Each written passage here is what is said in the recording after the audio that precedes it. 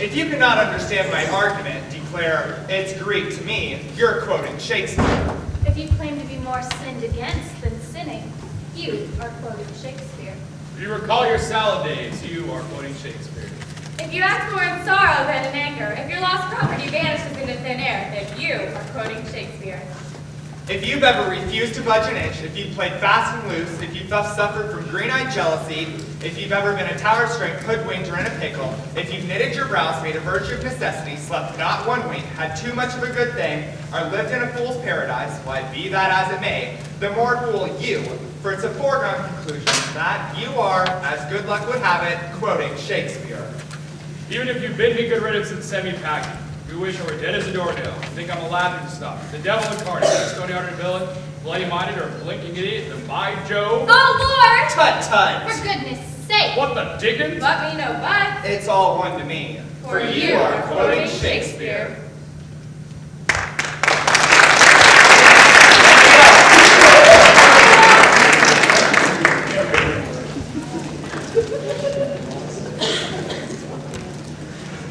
So it was at the dawning of the Elizabethan epoch, as it was known, that a babe would be born in a small English Midlands town called Stratford-upon-Avon, or Stratford, Connecticut, or Stratford, Ontario, as it was also known. Home to Mary Arden's house, Anne Hathaway's cottage, Shakespeare's birthplace, and the Royal Shakespeare Theatre Company. As his parents gazed down at the newborn Elizabethan infant, his little Elizabethan ruff already around his rough little Elizabethan neck, his little struggling Elizabethan body already climbed his first all-in-one duet hose, and proudly watching him mewling and puking all over his brand new Elizabethan duvet, they could have not possibly have guessed this recently sired babe, grew to their handiwork, so to speak, would in fact become. With a babe that lay before them, and already showing signs, even as an infant, of his famous premature with receding forehead, was none other than that son of Avon, the immortal swan himself, William Shakespeare. In other words, the most famous man the world has ever known. But who in fact was William Shakespeare? Will we ever know, or will he always remain shrouded in mystery? To answer these questions and many more, we must now consider, who was William Shakespeare? William Geoffrey Shakespeare was born in Shakespeare's birthplace in Stratford-upon-Avon, but a stone's throw from Anne Hathaway's cottage, to whom he was to have a stormy and incestuous marriage in later years. Unfortunately, this is all that is currently known of the extraordinary and colorful life of William Shakespeare, which leads us, of course, to the question, who was William Shakespeare? But in order to answer this, we must first ask ourselves, who were his parents? As we've seen, nothing is known of Shakespeare's parents, but what we have found out, via combing through various records and so forth, was that his father was George, or possibly even Thomas or Bob Shakespeare, who was a glove manufacturer in Stratford's glove compartment.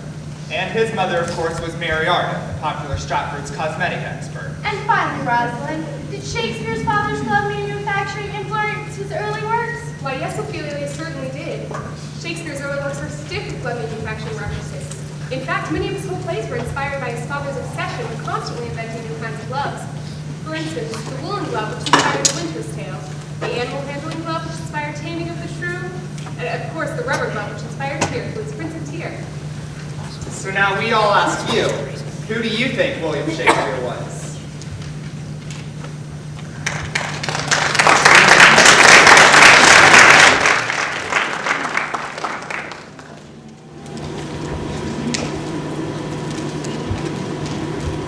Shakespeare wrote a lot of plays, tragedies of olden days, wrote them in a manner far from gay.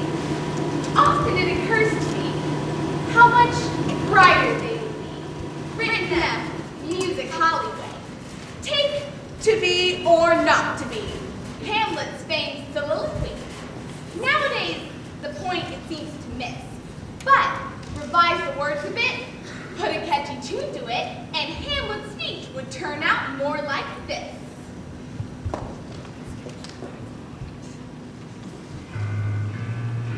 To be or not to be, to be or not to be.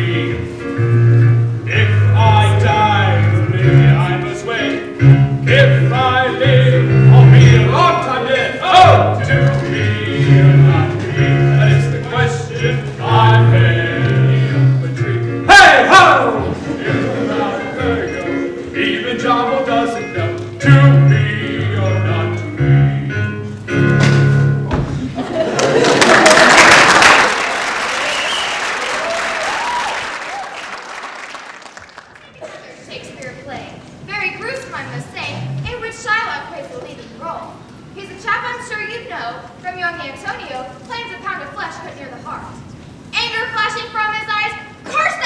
Listen, dog, he cries. I will have my pound of flesh one day. From Shylock to Antonio did say.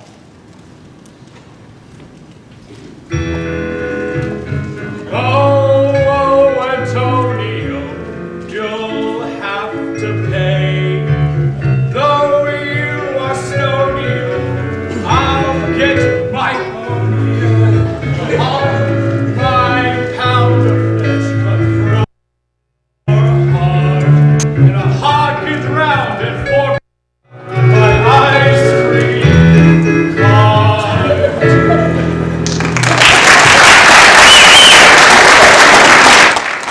Next character I'll quote from a play that Shakespeare wrote, King Henry VIII, a wicked lot. Half a dozen wives had he, and when with one he couldn't agree, he divorced her and a fresh one got. But at last, in righteous wrath, Wolsey cried out, by my troth, this man's a libertine, off with his head. If that had been a play on the music halls today, Wolsey would have simply winked and said,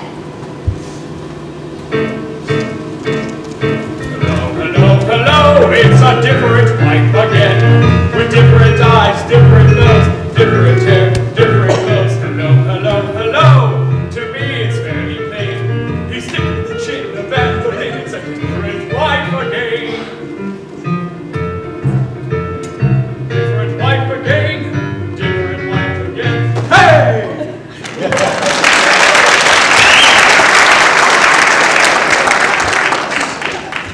if you go down to the ball tonight, you're sure of a big surprise. If you go down to the ball tonight, it mightn't be very wise. But if you dare, you better take care, for there's Montague blood in the bill of fare.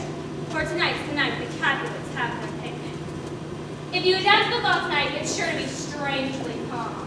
You'll find the genuine corpse, though, like poor Juliet thought upon. She wore her bridal robe so fair, and woke to sail Romeo there.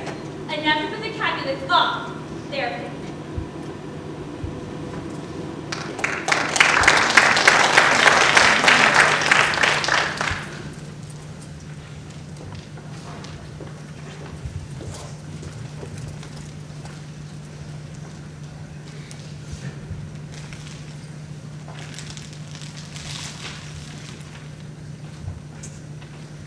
Welcome home, my worthy lord. At last returned from foreign lands, thy mission done and blessed by fortune's fruitage and the promise of peace. All else nor this greeting gives to thee, with one unstinting universe of help. Full welcome do I feel after my 3 years' absence in land remote and loyal service to the Danish crown. But now here I stand before the castle's ramparts high, like a roistering bull in every lade's delight. Tell me, gentlemen, how goes the Danish state? What fashions, changes, turns, and shifts? And how is Hamlet? Oh, witty, jocund, kind, free, nobly sweet. Oh, Hamlet, life of our life, loadsome of our fate. Dancer, mimic, soldier, raconteur, philosopher, and favorite of the gods. Hamlet, my lord, is dead. What? Alas, how came Hamlet thus to die? Young Hamlet died in a dueling, gentle sir. He fought the young Laertes, also dead. Laertes? Dead? A corpse is even now freshly festering in my grave with all the zest of youth. How came he to die? In combat keen against our former prince, for vengeance of his sister, with the mad. The fair Ophelia. The foul Ophelia, sir, though her body might be composing, her wits rotted before her. 'Twas her father's The day. fair Polonius. Slain by Prince Hamlet, who of you heard is also dead. How tragic for the queen. Gertrude, I fear, has passed beyond such pain, plucked off by poison by the king's own hand. This possible? King Claudius? He who reigns? Who reigned, my friend, for he is quite reigned out. Young Hamlet hath heaved him up to heaven. And then what of Hamlet's father? Deader than the rest, he died before the killing had begun. Now ghosts are often heard and told on these very battlements. And Osric, the effeminate courtier? Dead as well. Of course, the hideous scene of blood, and as I fear, a heavy sight to grief goes for the loss. Young Fortinbras. The conquering prince who came, moonlight through the slaughter of the field, pale monarch of the slumbering citadel, inheritor of Denmark's empty crown. So Fortinbras is king of Denmark now. How is he? He's dead as well. This seems most strange. How came he to die? Struck dead by all the news holiday. The fatal tidings shocked his delicate spirit and called it to repose. He died with the bloody summary from the lips of Horatio. The late Horatio. Alas, Horatio, he's gone as well? Gone, my lord, to dally in the dust. us. No sooner had he voiced his bitter tale than taking out the sword and plunging it into his heart. Grievous anecdote. And others too have taken their loyal lives with cannons and bodkins, shotguns and razor blades. Like Marcellus and Bernardo, the priest. No. Francisco Reynaldo and the flames. Shoot him in a captain and 2 clowns. The dramatis persona, as it were. So I see death doth suit the tragic scene. To be is not to be, but to have been. So let us wander, gentlemen, and fall upon our swords.